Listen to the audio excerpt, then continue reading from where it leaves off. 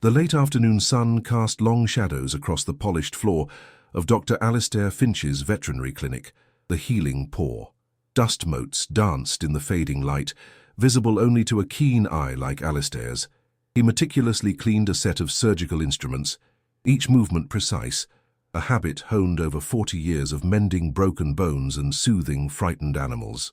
His silver hair neatly combed, and the slight stoop in his shoulders spoke of a life dedicated to service, yet a subtle weariness clung to him, as pervasive as the scent of antiseptic in the air.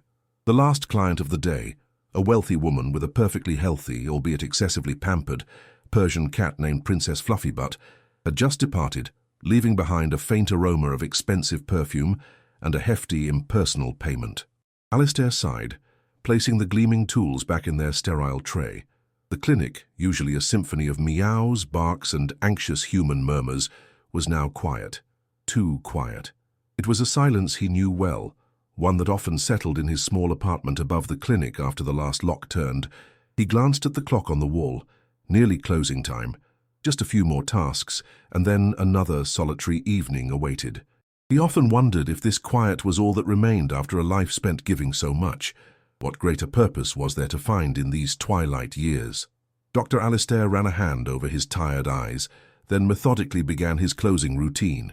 He switched off the bright examination lights, leaving only the softer glow of the reception area. He checked the empty recovery cages, a pang of something akin to loneliness echoing in the metallic emptiness. Just yesterday, a little terrier mix had wagged its tail feebly from one, recovering from a minor surgery. Today, only silence. He tidied a stack of pamphlets on preventative care, their glossy surfaces reflecting the dim light. His gaze drifted to a framed photograph on his desk, a younger Alistair, smiling with a woman whose eyes sparkled with a warmth he hadn't felt in years. He quickly looked away, the memory a familiar ache. Turning towards the front door, keys already in hand, he was about to flip the closed sign when a faint, insistent scratching sound reached his ears. He paused, listening. It wasn't a knock. It was a rhythmic, desperate scrape, like tiny claws against wood. Frowning, Alistair moved closer to the frosted glass panel of the door. He peered out, but the evening gloom obscured any clear view. Probably just a stray, he thought, or perhaps the wind playing tricks with a loose branch. He was tired. So very tired. He reached for the deadbolt. The scratching came again, more urgent this time, accompanied by a soft, almost inaudible whimper. It wasn't an animal whimper. It sounded human. Alistair hesitated, his hand hovering over the lock. His policy was firm. No after-hours emergencies unless life-threatening and prearranged. The town had an emergency vet clinic for that, albeit further away and more expensive. But something in that tiny, muffled sound tugged at a thread deep within him, a thread he thought had frayed beyond repair. With a sigh that seemed to carry the weight of the day, he turned the deadbolt back and slowly opened the door a crack. Peering out, his eyes met a pair of wide, frightened blue eyes belonging to a little girl, no older than 7 or 8. She was small for her age, her clothes worn and a size too big. Her face was smudged with dirt and tears, and clutched tightly in her arms, wrapped in a threadbare blanket, was a scruffy ginger cat. The cat, he noticed instantly, was the source of the scratching. One paw still feebly scraped at the doorframe, as if it knew this was its last hope. The girl looked up at him, her lip trembling. "Please, mister," she whispered, her voice barely audible. "Can you help him? He's all I've got." "Doctor." Alistair Finch's professional resolve, usually as sturdy as the old oak desk in his office, wavered before the raw, unfiltered desperation in the child's eyes. "All right," he said, his voice softer than he intended, stepping back to allow her and the ginger cat entry. "Bring him in. Let's have a look." The little girl, who introduced herself in a tiny voice as Lily, cradled the cat, Rusty, as if he were made of the most fragile glass. The clinic, moments before a haven of impending peace for Alistair, now buzzed with a renewed, albeit somber, energy. He gently took Rusty from Lily's arms, his experienced hands immediately noting the cat's shallow breathing and the alarming heat radiating from its small body. The ginger fur was dull and matted in places. "Lay him here, Lily," Alistair instructed, gesturing to the cold steel of the examination table. He switched on the overhead lamp, its bright light illuminating the stark reality of Rusty's condition. Lily stood beside the table, her small hands clasped tightly, her gaze fixed on her companion. "He hasn't eaten all day, mister," she said, her voice thick with unshed tears. "And he just sleeps. He always wants to play." Alistair listened with his stethoscope, his expression growing more concerned. A fever, definitely. Dehydration, too. As he palpated Rusty's abdomen, his fingers, trained to detect the slightest abnormality, brushed against something small and unfamiliar, tucked beneath the cat's neck, almost hidden by the fur.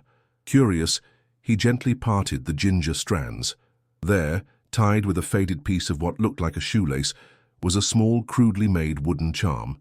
It was no bigger than his thumbnail, shaped like a slightly lopsided star, smoothed by time or touch.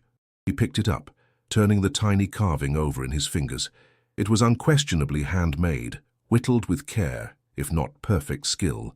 A sudden, sharp image flashed in Alistair's mind. A summer afternoon years ago, sunlight streaming through a window, the scent of wood shavings and a beloved hand, smaller than his, patiently carving a similar, simple shape. His wife, Eleanor, before everything changed. She used to make little tokens like this, whimsical things she'd call pocket wishes. He hadn't thought of them in decades. A wave of forgotten warmth, quickly followed by a familiar pang of loss, washed over him. He looked from the charm to the little girl, then back to the ailing cat. This wasn't just any stray brought in by any child. There was something more here, a whisper from a past he had long since buried. What did your pet teach you about resilience? Share your stories in the comments below. Dr. Alistair gently placed the wooden star charm on the counter beside him, the image of Eleanor's smiling face still vivid in his mind. He refocused on Rusty, his professional instincts taking over, now sharpened by a newfound personal urgency. "Lily," he said, his voice calm but firm, "Rusty is quite sick. He has a high fever and seems to have an infection. We need to act quickly." He explained in simple terms a child could understand that he needed to give Rusty some medicine to fight the infection and fluids to help with the dehydration. He spoke of how a cat's body, much like a little car engine, needs fuel and water to run properly, and right now Rusty's engine was sputtering. Lily nodded, her eyes wide but trusting. She watched every move Alistair made, her small hand often reaching out to gently stroke Rusty's unresponsive form. The veterinarian worked with a quiet efficiency, his earlier weariness forgotten. He administered an antibiotic injection and carefully set up an intravenous drip, the clear fluid slowly beginning to replenish the cat's depleted system. The small clinic, usually closed and silent at this hour, was now a hive of focused activity.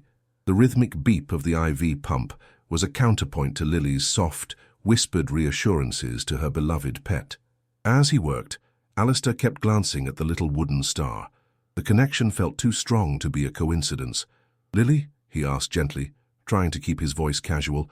"This little charm, where did you get it?" Lily looked up, her gaze shifting from Rusty to the charm. "My Nana gave it to Rusty," she said. "She said it was a lucky star to keep him safe. She made it a long, long time ago, before she got sick." "Your Nana," Alistair repeated, his heart quickening. "What's her name, Lily?" "Eleanor," the little girl replied, her voice soft. "Her name was Eleanor, just like my middle name." Alistair felt the air leave his lungs. Eleanor. It couldn't be. His Eleanor had passed away years ago, before they could have grandchildren. Yet the charm, the name, a maelstrom of emotions, confusion, hope, a deep, aching grief, churned within him. He had to know more, but Rusty's condition was paramount. The little cat let out a weak meow, the first sound he'd made since arriving. A flicker of life. Alistair knew this was more than just another late-night case. His quiet evening had been irrevocably transformed. He was no longer just a vet treating a sick animal. He was on the precipice of a discovery that could reshape his understanding of his own past. If you believe a small act of compassion can change the world, don't forget to subscribe to the channel so you don't miss any of our future stories. Hours passed. The initial crisis with Rusty began to subside. The IV fluids and antibiotics were working their slow magic. The cat's breathing was steadier, and he'd even managed a weak purr when Lily stroked his head. Alistair, running on adrenaline and a potent mix of emotions, had made Lily a warm drink and found a blanket to ward off the clinic's chill. He sat on a stool beside the examination table, watching the child doze fitfully, her small hand resting protectively on Rusty. The wooden star charm lay on the stainless steel counter, catching the low light. The name Eleanor echoed in his mind. His Eleanor. Could this little girl, this Lily Eleanor, be connected to her in a way he couldn't yet fathom? He thought of his wife's estranged younger sister, Sarah, whom Eleanor had lost contact with years before her illness, after a bitter family argument he never fully understood. Sarah had been much younger, wilder. Could Sarah have had a child, a grandchild, who inherited Eleanor's name, her gentle spirit, her love for carving little tokens? "Lily," Alistair said softly when he saw her stir. "You said your Nana Eleanor got sick. Is she still with you?" Lily's eyes, heavy with sleep, focused on him. She shook her head, a single tear tracing a path down her cheek. "Nana went to be a star in the sky last year," she whispered. "Before she left, she told me about a kind man she knew a long, long time ago, a man who loved animals as much as she did. She said if I ever really needed help, and if I had her lucky star, maybe I could find someone like him." She looked at Rusty, then back at Alistair. "Is that you, mister? Are you the kind man Nana knew?" Alistair felt a profound ache in his chest, a mixture of sorrow and a dawning, incredible understanding. He remembered Eleanor talking about Sarah, about her artistic talents, her free spirit, her eventual departure from their small town seeking something more. He recalled Eleanor's quiet sadness over the lost connection, a regret she carried to her final days. Could it be that Sarah, in her own way, had kept Eleanor's memory alive, passing down her name, her little traditions, even her stories of a kind veterinarian? He picked up the wooden star. It felt warm in his palm, a tangible link to a past he thought was sealed. "Lily," he began, his voice thick with emotion, I think I might have known your Nana Eleanor a very, very long time ago. She was a very special person." He looked at the little girl, at her hopeful, tear-stained face, and then at the ginger cat now breathing more easily. The message Rusty and Lily had brought wasn't just a plea for help. It was a thread, reaching across years of silence and loss, a forgotten promise of connection whispered from the past. He knew with a certainty that settled deep in his bones that his life, once a quiet routine, was about to find a new, unexpected meaning. The first pale light of dawn was beginning to creep through the clinic windows, painting the sterile room in soft hues of grey and pink. Rusty was now sleeping soundly in a warm recovery cage, the IV drip removed, his fever broken. Lily, exhausted but relieved, was curled up on a makeshift bed of blankets Alistair had arranged on the waiting room sofa, the wooden star clutched in her hand. Alistair watched over them, a profound sense of peace settling over him, a peace that had eluded him for years. The whirlwind of the night had swept away the cobwebs of his solitude. He learned more from Lily in the quiet hours of the morning. Her mother, Sarah, Eleanor's sister, had passed away a few years after Lily was born. Nana Eleanor had then become Lily's sole guardian, raising her with stories of kindness, resilience, and a deep love for animals, a love embodied by Rusty. They had lived a simple, often difficult life, but one filled with affection. After Eleanor's passing, Lily had been placed in the care of a distant, overwhelmed relative who struggled to provide for her. Rusty was her last, tangible link to her Nana, her only constant companion. Alistair knew what he had to do. The connection was too profound, the timing too serendipitous to ignore. This wasn't just about treating a cat. It was about honoring Eleanor's memory, about mending a fractured family line, about finding a purpose that resonated far deeper than his daily routine. He made some quiet phone calls as the sun rose higher, his voice firm but compassionate, explaining the situation. He spoke of a little girl who needed a safe haven, a loving environment, and a connection to her family's past. Later that morning, after ensuring Rusty was stable enough and Lily had eaten a proper breakfast, Alistair gently explained to her that he had known her Nana Eleanor, and that he wanted to help. He didn't make grand promises, but the warmth in his eyes, the gentle way he spoke of her Nana, told Lily everything she needed to know. He wasn't just a kind vet. He was family she never knew she had. The bureaucracy would take time, but Alistair was determined. He would ensure Lily and Rusty were safe and cared for. He would become the guardian Eleanor would have wanted for her granddaughter. As Lily sat beside Rusty's cage, softly humming a tune her Nana used to sing, Alistair looked around his clinic. It no longer felt like a place of solitary work, but a place of connection, of nascent hope. The photograph of him and Eleanor on his desk seemed to smile a little brighter. He had found more than just a late-night patient. He had found a piece of his heart he thought was lost forever. The message Lily and Rusty had brought hadn't just changed his night, it had illuminated the path to a new dawn, a future filled with the warmth of an unexpected family. If Rusty's story and Lily's hope touched your heart, share this video with a friend who also believes in the power of kindness and second chances. Let's spread this wave of good. Weeks turned into months. The Healing Paw Clinic, once a symbol of Dr. Alistair Finch's quiet solitude, now often echoed with the light patter of Lily's footsteps and Rusty's contented purrs.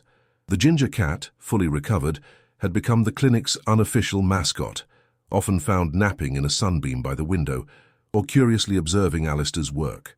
Lily, under Alistair's gentle guidance and with the support of child services navigating the legalities, was thriving. She helped with small tasks around the clinic, her bright presence a constant reminder of the unexpected joy that had scratched its way to his door. The apartment above the clinic was no longer silent. It was filled with Lily's chatter, the aroma of shared meals, and the comforting presence of a small, loving family forged in the unlikeliest of circumstances. Alistair found he smiled more easily, the weariness in his eyes replaced by a soft, warm glow. He still worked with the same dedication, but now his work felt imbued with a deeper significance. Each healed animal, each grateful owner, was a testament to the enduring power of compassion, a lesson brought home to him by a little girl and her cat. He realized that the true richness of life wasn't found in hefty payments or solitary achievements, but in the bonds of love and the courage to open one's heart to second chances. The memory of Eleanor was still there, a gentle ache, but now it was accompanied by the warmth of knowing her legacy of kindness lived on through Lily and through him. He had been a healer of animals for decades, but through Lily and Rusty, he had found a healing for his own soul. The message delivered on that fateful night had indeed changed everything, not just for a single evening, but for all the evenings and days to come. If the story of Alistair, Lily and Rusty also touched your heart, leave a comment down below telling us about your own four-legged companion. We'd love to read about them.